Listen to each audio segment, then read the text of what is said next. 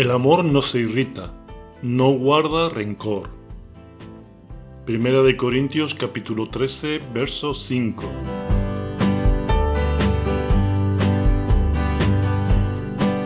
El apóstol Juan nos da una clara revelación en su primera epístola acerca de la naturaleza de Dios. Nos dice en el capítulo 4, verso 16. Y nosotros hemos conocido y creído el amor que Dios tiene para con nosotros. Dios es amor, y el que permanece en amor permanece en Dios y Dios en él. Es así que venimos compartiendo durante los últimos 10 programas que ningún ministerio, hablar en lenguas humanas o angélicas, el tener profecía, toda sabiduría y ciencia, tener fe extraordinaria para hacer milagros, el entregar los bienes, incluso el cuerpo, sin amor no vale para nada. Tiene que tener el amor ágape que proviene de Dios. Es con esta revelación de que Dios es amor y el que permanece en amor permanece en Dios y Dios en él, es que el apóstol Pablo les escribe a la iglesia de los Corintios. Ellos habían perdido de vista la verdad más importante con la cual tenían que vivir, edificar sus vidas, la de la iglesia y la de ser luz en el mundo con el evangelio de salvación del Dios de amor. Tristemente se habían convertido en una iglesia egoísta, conflictiva, carnal. Se denunciaban los unos a los otros. Uno tenía la mujer de su padre, deshonraban la Santa Cena, creaban divisiones, eran altivos, se ofendían los unos a los otros, se menospreciaban. En este ambiente es fácil entender que reinaba un espíritu de ira y de rencor entre ellos. Se respiraba un ambiente de ofensas irrespirable, que es todo lo contrario al mensaje del Evangelio. Pablo, lleno del amor de Dios, buscaba que reaccionasen comparándose con lo que es verdaderamente el amor. Antes de seguir, leamos 1 de Corintios capítulo 13, versículos del 4 al 8. El amor es sufrido, es benigno. El amor no tiene envidia, el amor no es jactancioso, no se envanece. No hace nada indebido, no busca lo suyo. No se irrita, no guarda rencor. No se goza de la injusticia, mas se goza de la verdad. Todo lo sufre, todo lo cree, todo lo espera, todo lo soporta. El amor nunca deja de ser. Como hemos comentado en anteriores programas, debemos tener cuidado en no caer en los extremos y pensar que absolutamente cualquier tipo de ira es mala. Y no es cierto. Sin duda hay una ira puntual que es buena y necesaria. Veremos un ejemplo en la vida de Jesús un poco más adelante. El tipo de ira que Pablo trata aquí es un estilo de vida, un carácter constantemente iracundo y rencoroso que destruye no solo su vida, sino la de los demás. Cuando buscamos información sobre qué impacto tiene la ira y el rencor en la vida de las personas, lo que encontramos es muy impactante. Pocas cosas dañan más a nuestro organismo que estas cosas. La ira y el rencor mantenidos en el tiempo y como estilo de vida están ligadas a enfermedades cardiovasculares, dañando especialmente al corazón. Es muy probado que aumenta la presión sanguínea, lo que con el tiempo puede provocar el deterioro de las arterias. Eleva el pulso cardíaco y puede generar taquicardia. Se desequilibra el sistema inmunológico, se provocan contracturas, dolores musculares y jaquecas, se acelera la respiración provocando que el corazón bombee con más intensidad, aumenta el riesgo de enfermedades como la gastritis, colitis, dermatitis y muchas otras cosas. Como solemos hacer, vamos a ver cómo otras versiones bíblicas han traducido en referencia al amor: no se irrita, no guarda rencor. No se enoja fácilmente, no guarda rencor. No se irrita, no toma en cuenta el mal.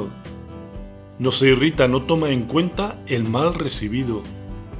No se enoja por cualquier cosa, no se pasa la vida recordando lo malo que otros le han hecho. Esta última versión es muy impactante y refleja muy bien un carácter lleno del Espíritu Santo. Dice que no se enoja por cualquier cosa. Sabe diferenciar lo que es realmente importante y lo que realmente no lo es. Ha aprendido que hay una guerra espiritual y que hay cosas y actitudes que lo único que buscan es actuar como vampiros emocionales que le roban la vida física y espiritual. Luego sigue diciendo que no se pasa la vida recordando lo malo que otros le han hecho. Qué triste ver a alguien anciano que ha desperdiciado su vida amargado por algo que le hicieron quizás hace 40 o 50 años antes, que no ha encontrado la posibilidad de perdonar, que no sabe lo que significa, que no sabe lo que es tener paz. Según el diccionario griego Strong, la palabra irrita tiene el sentido de enardecer, irritar. De ahí viene la palabra paroxismo, que según la RAE significa exaltación extrema de los afectos y pasiones con los sinónimos exaltación, agitación, acaloramiento, irritación y arrebato, entre otros. En términos médicos, exacerbación de una enfermedad, empeoramiento, agravación, crisis. Según Strong, la palabra guarda es logizomai, con el significado de hacer un inventario, hacer cuentas. Y por último, en el mismo diccionario la palabra rencor es kakos, con el significado de malo, daño, maldad. El comentario de Samuel Pérez Millós dice: el verdadero amor no se irrita, realmente no es irascible. Nadie está libre, aunque sea una persona tranquila y reposada, de irritarse con otro. El ejemplo de Moisés es elocuente. Él es llamado en la Biblia manso, esto es, muy humilde, en Números capítulo 12, versículo 3. Sin embargo, ante las acusaciones del pueblo por falta de agua, se irritó y no pudo controlar su enfado, según Números capítulo 20, versículos del 2 al 11. Jesús mostró un enojo justo y necesario según el Evangelio de San Juan capítulo 2, versículo 13 al 17. Veamos algunos versículos. Y haciendo un azote de cuerdas, echó fuera del templo a todos y las ovejas y los bueyes, y esparció las monedas de los cambistas y volcó las mesas. Y dijo a los que vendían palomas: quitad de aquí esto, y no hagáis de la casa de mi padre casa de mercado. El enojo del que Pablo habla en este pasaje expresa la idea de salirse de uno contra otro en un estado fuera de control. El apóstol tiene en mente la discrepancia habida entre él y Bernabé sobre Juan Marcos, en la que aparece la raíz de la palabra usada por Lucas en 1 Corintios capítulo 13, versículo 5. Veamos el pasaje en el libro de Hechos. Y Bernabé quería que llevasen consigo a Juan, el que tenía por sobrenombre Marcos. Pero a Pablo no le parecía bien llevar consigo al que se había apartado de ellos desde Panfilia, y no había ido con ellos a la obra. Y hubo tal desacuerdo entre ellos que se separaron el uno del otro. Bernabé, tomando a Marcos, navegó a Chipre, y Pablo, escogiendo a Silas, salió encomendado por los hermanos a la gracia del Señor. Pablo consideraba que Juan Marcos era indigno de ir con ellos. Había guardado en su lista de rencores que había sido traicionado por él y el Evangelio por Juan Marcos. Se encendió por dentro contra Bernabé por querer llevarlo. Las Escrituras nos muestran que sin duda hubo un cambio tanto en Pablo como en Juan Marcos. Ellos aprendieron a borrar los rencores y les hablaba Pablo a los corintios desde su experiencia. Solo Lucas está conmigo. Toma a Marcos y tráele contigo, porque me es útil para el ministerio. Alguien quien dice: exploto muchas veces, pero se me pasa en unos minutos. El problema es que cada vez que exploto, una bomba atómica mata a cientos de miles. El descontrol de la ira puede herir y dañar a muchas personas.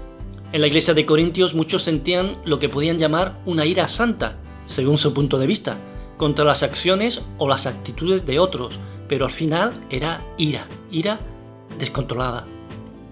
Vemos otro ejemplo de la ira fuera de un control santo en Pablo en el capítulo 8 del libro de los Hechos, donde perseguía a los creyentes arrastrándolos casa por casa. Era una ira y rencor malo, engañoso, ya que pensaba que hacía un servicio a Dios. Por causa de tiempo no vamos a leer el pasaje, pero te animamos a que lo leas. Veamos otro ejemplo del carácter de Pablo, donde se aprecia una diferencia enorme en su corazón. La palabra se enardecía que vamos a oír es la ira de la que hablamos, pero vemos un cambio. Pablo, por acción del Espíritu Santo, aprendió a gestionarla de manera saludable. El verso 17 que vamos a oír dice que discutía, pero la palabra original es dialogar. Ya no había violencia, sino había persuasión, deseo de persuadir, de convencer. Mientras Pablo los esperaba en Atenas, su espíritu se enardecía, viendo la ciudad entregada a la idolatría. Así que discutía en la sinagoga con los judíos y piadosos, y en la plaza cada día con los que concurrían. Sin duda, Pablo tuvo que aprender a cuidarse de la ira y el rencor contra sí mismo. Muchas veces le habría venido el recuerdo condenatorio de haber sido perseguidor, pero ahora era libre de la condenación. Había conocido a Jesucristo. Un ejemplo de que Pablo aprendió a gestionar su ira lo vemos en cómo aconseja a los efesios. Airaos, pero no pequéis, no se ponga el sol sobre vuestro enojo, ni deis lugar al diablo. Guardar rencor se trata de un término contable que se usaba para calcular o llevar las cuentas o para anotar una entrada de un libro de contabilidad. Esta práctica es necesaria en los negocios, pero en los asuntos personales no solo es innecesaria sino perjudicial. El resentimiento es muy cuidadoso en conservar la lista de faltas y errores de los demás, leyéndola y recordándola una y otra vez en la esperanza de tener la oportunidad de vengarse. En el Nuevo Testamento se usa la misma palabra griega para representar el acto perdonador de Dios para todos los que confían en Cristo Jesús. Bienaventurado el varón a quien el Señor no inculpa de pecado. Que Dios estaba en Cristo reconciliando consigo al mundo, no tomándoles en cuenta a los hombres sus pecados, y nos encargó a nosotros la palabra de la reconciliación. Líbrate del libro de contabilidad de los rencores. En Cristo Jesús eres perdonado. En los registros de Dios en los cielos aparecen los nombres de los redimidos como justificados, porque son reconocidos como justos en Cristo. La justicia de Cristo es acreditada a nuestro favor y no hay constancia de ninguna deuda de ninguna clase. Permitamos que el Espíritu Santo nos llene del amor de Dios que hace que podamos gestionar las diferencias con los demás sin ira y sin guardar rencor. Que Dios os bendiga grandemente. Os esperamos en un próximo programa.